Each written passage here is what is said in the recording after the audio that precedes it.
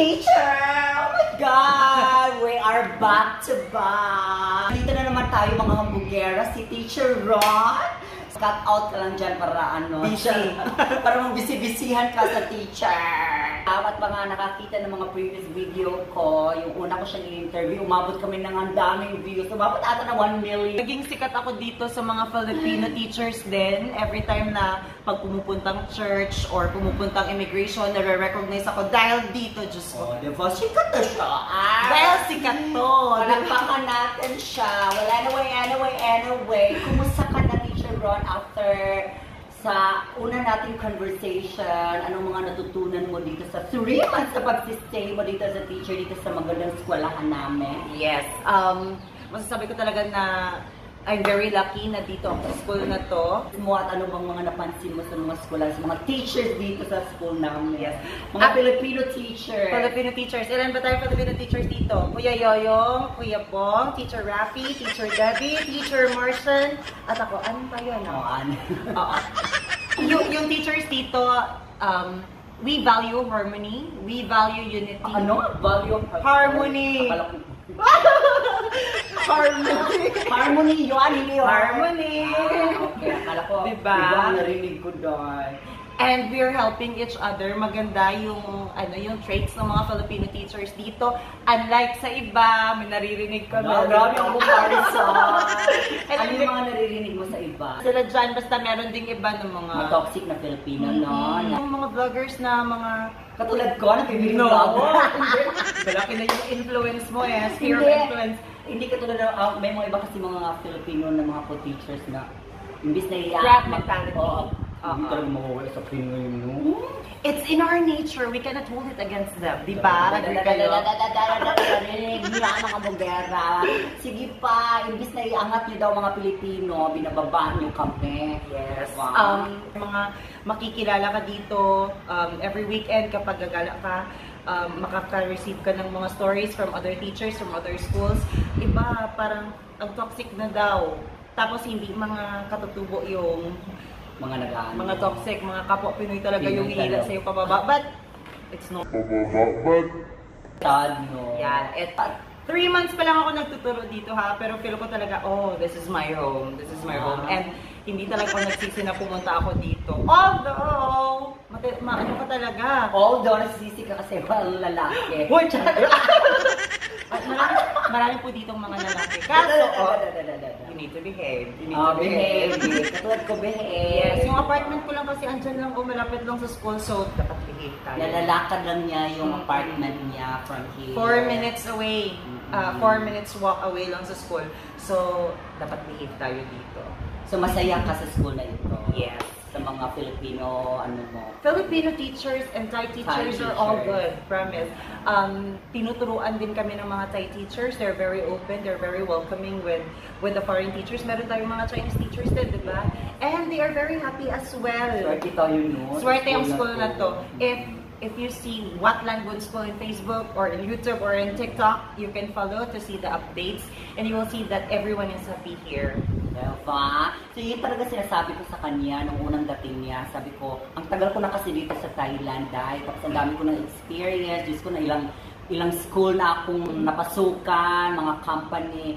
Talagang ang bumabagsak lang talaga sa atin ay mga kapwa talaga natin, mga Pilipino. I could not agree more. Diba? Pero ang swerte namin dito kasi wala kaming ginawa kundi magtawanan lang kami. Diba? Good vibes lang kami mga Pilipino dito. Di ba kasi bawal talaga sa amin ang toxic. So sa 3 months mo, wala ka bang na-meet na someone na napusuan mo ng natay or mga ano? Teacher ba or ano? Huwag maharot, nasa harap ng camera. Pero hindi. Mababait dito yung, kung ano lang, kung marupok ka. Pag pinapakitaan ka ng kabaitan dito, madali kang ma-fall. Diba? Sabi ko na last time, if you watch the previous collaboration. Operation. Yung previous namin na video, nagsabi ako doon na may crush ako dito na isang teacher kasi sobrang bait niya. Tapos magaling siya sa instruments. Kaya na ano ka? Pero na-fall ka. hindi naman. Hindi pa. Pero mabait sila, promise. Mabait sila. They're very welcoming. Wala ka talagang problema sa mga katutubong teachers dito. True, diba? Pero, kung may mga nakita po kayo ng mga videos mula sa ibang vloggers, I'm so sorry, but others are fake news peddlers. Fake news peddlers. Hala! Hala, nakakatakot ito. Binubooking mo na. Wag! Pero, totoo po, uuwi ako ngayon next month. Ay, uwi ka pala next month. Uuwi Yes, ako uwi Pilipinas kasi walang pasok. Mainit daw Oo. dito sa Bangkok every April. Kaya uuwi akong Pilipinas kasi walang ilog dito na pwedeng languyan. Eh sa Pilipinas, we're lucky because our rivers are clean. Pero, oo, somehow malaki yung sahod dito compared sa Philippines. Pero matitempt ka talaga na Ano? maraming mura, maraming bilihan. Pagtingin mo sa wallet mo, pagtingin mo sa bank account mo, ay, malaki pa. Sa next mo na tingin, marami ka na palang nagasta. Correct. So, hindi ka talaga makakatipid. True. Kung ayoko namang magpakita ng apartment ko, pero marami Andiyan lang mo, makikita na sa bintana na yung apartment. Yes, andyan yung apartment ko. Pero marami na akong Emergency. nabili. Kaya nga, sabi ko, wala akong ipon. Wala siyang ipon. Lahat naman ng mga Pinoy, walang ipon siguro. Kasi pinapadala sa Pilipinas. Pinapadala sa Pilipinas, sa sobrang mura, halabili ng bili at pinapadala ang mga binibili sa Pilipinas, gano'n. Yes. Teacher Marsha, if I'm going to ask you, Wala ako na tinatanong niya. Wag ako. ang pagkain ba natin dito sa Thailand, libre ba sa school or hindi? Hindi siya libre. Nagbabayad kami na... Nasabi mo na yan last time, di ba? Hindi siya libre. Kaso lang, talaga makakatipid ka pa rin talaga. Kasi sa labas kami kumakain, mahal naman Mas siya. mahal. Diba? Oo. Although mura din naman ang mga pagkain doon, pero makakasave Mas kami. Kasi 500 baht lang talaga. Pero, Nasa 700 pesos per 700 pesos per month. Diba? Laking Pero tipid. breakfast na yun at lunch. Lunch o breakfast at lunch na yun. Tapos yung mga estudyante, libre lahat sa pagkain nila, di ba? So, yun na yung mga bugera. Balikan natin ang, yung pagpunta mo dito sa Thailand, may mga struggles ka ba na mga nadaanan bago ka pumunta dito sa Thailand? Yung pag-a-apply mo ng trabaho. Kasi sa amin, sa mga hindi nakakaalam, grabe yung struggles namin. Kasi dati kasi wala pang social media, wala pang Friendster, gano'n pa katanda yung namin. Gano'n kahirap, talagang kumakatok pa kami ng school, wala kami kakilala. Sumasali kami ng mga gatherings, Filipino gatherings, pupunta kami ng simbahan para lang may makilala kami mga Filipino. Pero ewan ko lang kung ano yung mga experience niya. Kasi bago siya at iba na ngayon, meron ng Friendster, meron ng Facebook. So, i-share mo naman sa kanila kung ano yung mga struggles, no, kung meron man or mahirap ba pagpunta mo dito. Last time kasi, nung nasa Pilipinas pa ako, before ako mag-resign doon, it's a formal resignation. Before ako mag-resign, Teacher Rafi, Teacher Rafi, kasama din namin dito. Taga-Iloilo din. Oo. Kasama ko siya actually sa isang school din sa Pilipinas before pa. So sabi niya, badly needed daw ng teachers kasi kulang sa agency. So pumunta kami ng friends ko. We have one friend from Negros and one friend from Iloilo as well. Pumunta kami dito and actually nung nag-demo kami, akala namin hindi kami makakapasa kasi sobrang dami. Grabe yung effort. Ang dami ng Pinoy. Oo, grabe. Yung mga visual aids, talagang may paliwanag, may mga lights. Tapos parang parang experiments. Tapos kami, yung discussions namin is very plain lang. Yung visual aids namin, very plain. Pero nabawi lang namin siguro sa pronunciation. Pero hindi ka talaga naghirap talaga sa paghanap ng work. Kasi meron ka nakakilala. Oo, meron kakilala. Pero siguro kapag wala akong kakilala, kapag wala dito si Teacher Rafi, feel ko mahihirapan ako. Kasi sobrang daming Filipinos na stranded dito. Pero meron ka rin mga friends na walang kakilala na bago mo wala. Mostly may makakilala na sila. Mostly may mga Pero kakilala. yung mga wala kaya napupunta dito, anong ma-advise mo? If you Pupunta go dito here, na talagang walang friends na hindi nila alam kung saan sila mag-umpisa. merong iba. Ako nakilala pala, pero we're not that friends, only acquaintances.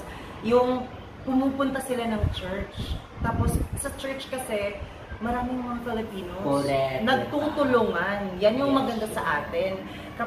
Kapag pumunta ka dito tapos wala kang na-applyan or mauubos na yung pera mo, wag mong hintayin maubos yung pera mo, of course. Magkano man bit mo? Marami nagtatanong sa akin, teacher, magkano ba dapat ang i-ready namin na pera pagpunta ka na? Sabi ko talaga, ewan ko sa inyo kasi kung talagang magastos kayo, mag-ready kayo ng 100 million. Mula pa Pilipinas, pag-process ko ng mga documents ko, 100,000 talaga yung budget ko. Diba? 100,000. And then yung bit ko dito is 70,000 pesos. Pero hindi yun naubos. Hindi yun naubos. You need to, kailangan mo talagang tipid din yung sarili mo dito. Pero, mano ka talaga, madedemonyo ka kasi tag 20 lang, tag 10, tapos makakabili ka 10 din sa 100 baht na yun. And then, last time, hindi kami naghihintay ng mga murang sasakyan, nag-taxi kami. Kasi yung taxi dito, kahit sobrang layo, yung babayaran mo lang mga 170 baht. So, parang, ay, mura lang. Pero hindi, dapat talagang magtitipid. Tipid lang. Diba? So yun mga bugero, okay, taas-taas na yun ang atong kwento, no? To be continued na sa next nga, ano, kaya maragin na gini siya ma-upload sa sobrang kataas at Thank you kay Teacher Ron. Siyang, bata pala kay siya, no? 26! 25 ako pumunta. 26 na nag-start ng trabaho. Kasi, October. Oo, October ako nag-graduate. Yes. Tapos, yan pala. Kasi 25 years old, parang sobrang bata mo pa para mag-solo travel ka. Tinanong ako ng edad ko pala ng immigration officer. 25 ka pa lang, tapos ang lakas ng loob mo mag-solo travel. Isa din pala yun. Oo. Sir, you sure wala kang kasama? Yan yung sabi ng immigration officer. Halas! Dapat pala talaga may edad na kayo ng konti para hindi masyadong Pero depende naman siguro kung paano ka sumagot. So, kailangan you bring yourself with proper and complete confidence, di ba? Sure, wala pang universe. Oo, dapat! Yes! Ganun mga bugera. So, Teacher Ron, thank you, salamat kaayo, kay busy kaayo siya, kay na siya competition na umaabot nga competition next week, no? Yes. 2 weeks. So, nag-ready siya. Meron din siya mga kababayan na pupunta dito, mga Ilonggo. So, pupunta siya ng airport mamayang gabi. So, siyang mag-welcome niya. Football team from the Philippines. Yes. So, thank you kayo, Teacher Ron. Shout out ko na lang. Shout out muna natin dyan ng mga Football, the Haniwainan Defenders Club, Incorporated. Kailangan manalo tayo this March 1 until March 4. Shout out mo yung mga friends dyan. Shout out mo na yung tagnasa ko. Friends from the agency. Yes, sabi pala nila. Shout out mo. Lahat ng mga nakilala ko noon sa Cheng Watana Immigration, lahat ng mga nakasama ko sa Lao, lahat ng nakakakilala na sa support kay Madam Chance, Woman Thailand, the mga friends ko na na-recognize ako at ginawa ko somehow parang sikat. Thank you so much and please continue subscribe to all the channels. Yes. Dahil you will learn a lot yung OF, ha? Ayoko na sabihin kasi nabash ako sa ulo ko ngayon. Joke wala itong OF. Joke lang. Joke lang. Yan sabi nila kapag bakla, kapag trans woman, merong ganyan. No, wala. Ibahin nyo to. Ibahin ako. Makakasabi talaga ako kasi nakakasama ko. Nakakasama ko siya. Okay. Sa mga hambugera, please, huwag niyo kalimutan mag-follow sa page ko. Kung hindi pa kayo napag-follow ng page ko, ewan ko na sa iyo. Problema yun na yan. Bye!